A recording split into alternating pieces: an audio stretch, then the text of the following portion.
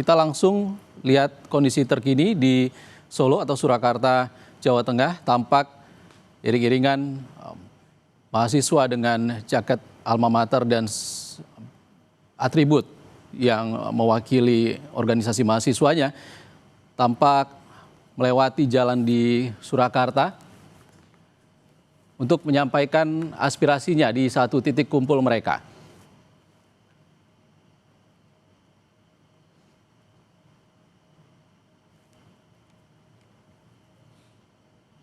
Saudara, kami masih bersama dengan mantan wartawan Istana Harian Kompas, Mas Har atau Suhartono. Mas Har, ya. Tadi seperti yang kita lihat masih ramai di Jakarta, ini juga visual terkini ada di Solo. Mahasiswa masih berkumpul meski sudah ada pernyataan dari Presiden Prabowo Subianto bersama Ketua Umum Partai di Istana. Itu juga cukup panjang pidatonya. Menurut Anda sebenarnya hingga kini mahasiswa masih berkumpul untuk menyampaikan aspirasinya, menyampaikan pernyataan atau pertanyaannya. Artinya ada komunikasi yang belum memuaskan pertanyaan publik. Betul, komunikasi dan juga janji yang direalisasinya juga belum ada kan. Jadi masih ditunggu. Misalkan kemarin Bu Puan, Ketua DPR menjanjikan akan menghapus tunjangan tersebut. Tapi sampai saat ini belum ada pernyataan secara resmi dari DPR. Kalau itu sebetulnya komitmennya bagus untuk meminimalisasi gerakan, harusnya itu sudah dilakukan satu persatu persoalannya diselesaikan. Tapi yang memang nggak bisa ditolak itu kan sebetulnya tingkat ketidakpuasan publik dengan apa yang dilakukan oleh pemerintah maupun DPR selama ini masih belum terpenuhi. Misalkan sekarang masalah ekonomi, harga beras yang tinggi gitu ya, lalu dengan harga-harga barang kebutuhan pokok yang juga makin merambat naik, sementara daya beli masyarakat berkurang, lalu sudah ada lagi rencana pengenaan pajak di berbagai bidang. Itu yang membuat semakin mempersulit masyarakat. Jadi sekarang yang mereka harapkan sebetulnya contoh nyata langsung dari pemerintah, dari Presiden dan DPR. Apa yang ditunggu oleh masyarakat itu apa sekarang? Kekecewaan publik ini kalau kita lihat secara holistik tidak hanya soal tunjangan, Mas Har. Ya. Jadi kalau menurut Anda harus disampaikan secara detail atau seperti apa kalau urusan tunjangan DPR misalnya harus melibatkan kesekjenan DPR untuk dinyatakan langsung kalau ini memang dipastikan batal atau seperti apa? Iya, jadi artinya harus dikerjakan secara cepat dan segera dipublikasikan sehingga komunikasi yang disampaikan oleh Presiden itu segera diatasi. Jadi satu persoalan sudah selesai. Publik tinggal menunggu persoalan lainnya, perbaikan ekonomi. Nah, cuma kan sekarang masalah ekonomi sudah bertemu dengan masalah politik nih, sehingga sudah menjadi satu agak sulit komunikasi yang dilakukan kepada publik. Meskipun Presiden sudah ngomong berjam-jam juga, kalau publik masih menyatakan tidak puas, itu tidak akan bisa terpenuhi. Baik. Sekarang ada rencana bertemu dengan para tokoh agama atau ormas ya. Nah, itu kan bagian dari konsolidasi, dari upaya Presiden. Nah, tapi juga langkah lainnya yang bukan sekedar pernyataan himbauan, tapi kebijakan yang nyata yang ditunjukkan oleh para menteri, itu juga betul-betul dapat dirasakan oleh publik. Baik. Dan juga kan tingkat kepuasan publik ini kan sudah kemana-mana ya, rendah sekali ini. Jadi memang bagaimana sekarang baik pemerintah maupun DPR memberikan kepercayaan yang tinggi gitu ya.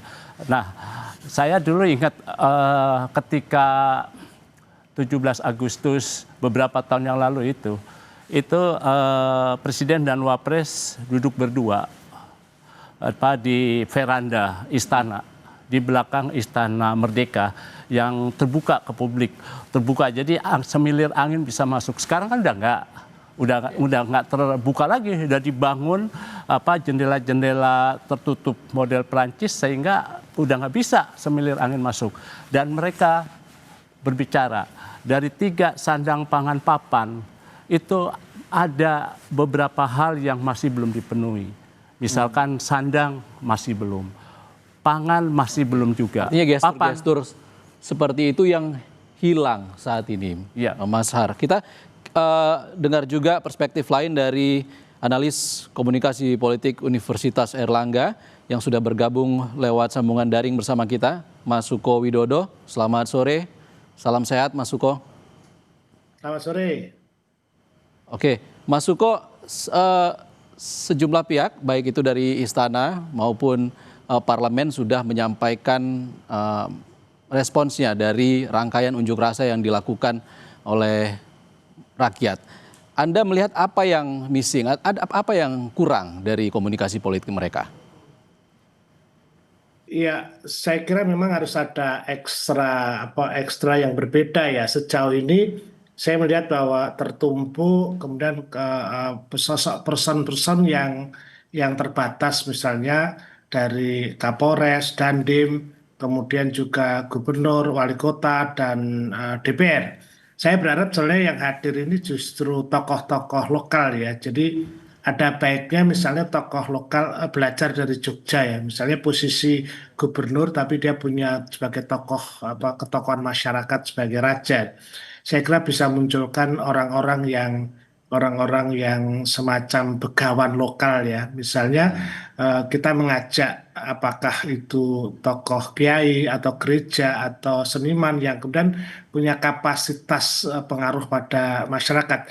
Jadi akan bagus kalau menghadirkan tokoh-tokoh di luar formal ya. Ini belajar dari kasus 98 di mana waktu itu MH Najib, Gus Dur, dan tokoh-tokoh lainnya yang dia hadir dalam ruang ketika krisis itu. Setidaknya dia menjadi katalisator biar tidak berhadapan head to head. Karena yang tampil yang dihadapi justru beberapa orang saya melihat bahwa dibenturkan posisinya. Misalnya kita tahu bahwa partai politik kan sekarang juga mendapat tekanan karena dia berelasi dengan anggota dewan. Nah, kalau dia hadapan dengan mahasiswa atau masyarakat, ada resensi dalam komunikasi seperti itu. Nah, saya kira ada tokoh alternatif yang kemudian harus dihadirkan yang selama ini mungkin tidak terlalu banyak muncul di media. Setelah kemarin bertemu dengan, kalau saya tidak salah, 16 ormas agama di Hambalang, hari ini juga Presiden Prabowo Subianto rencananya akan bertemu dengan tokoh agama di istana. Menurut Anda ini gestur yang tepat tidak? Ya antara ya tidak ya. Sepertinya mesti harus ada tokoh-tokoh lain ya. Misalnya ada banyak tokoh yang di dunia digital ya sekarang anak-anak muda itu kan ada tokoh-tokoh mereka yang bisa dihadirkan. Barangkali seperti seniman-seniman atau yang mungkin menjadi panutan itu bisa menjadi jembatan bridging terhadap tema ini. Kalau sistem komunikasinya berhadapan dengan tokoh yang karena mereka akan kemudian menjadi berpikir menuduh ya ini tokoh ini bagian jadi kekuasaan misalnya sekalipun tokoh itu tokoh non struktural pemerintah itu juga masih saya secara psikologi saya malah tertarik kalau misalnya beberapa rektor yang kemudian menjadi idola anak muda mahasiswa atau tokoh budaya itu akan menjadi penyambung itu karena ini saya melihat bahwa ini kan semua pada menunggu dan saya lihat di beberapa daerah itu juga masih ada informasi-informasi yang oke mungkin 1-2 hari diredam tapi kan mereka punya agenda-agenda yang bersama. Jadi butuh semacam pendekatan kultural lah, semacam selamatan berdoa bersama.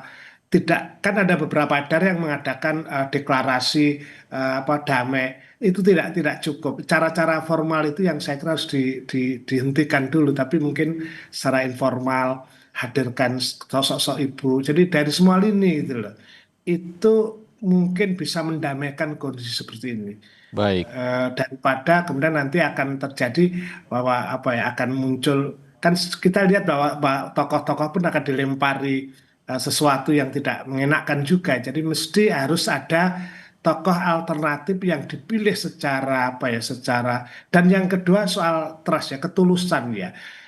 Kalau melihat perbincangan anak-anak muda itu kan saya lihat bahwa mereka seperti apa ya, masih masih belum puas ya, maka cara komunikasi harus tulus, tidak formal, atau mungkin lebih pada titik tertentu apa ya, menurut saya para wali kota bupati kalau perlu mendatangi ruang-ruang anak-anak muda itu, membicarakan, dan mereka bisa hal yang dengan cara-cara kultural, saya kira jauh lebih lebih akan bagus daripada cuman apa, mari kita berdamai, kita deklarasi semacam itu.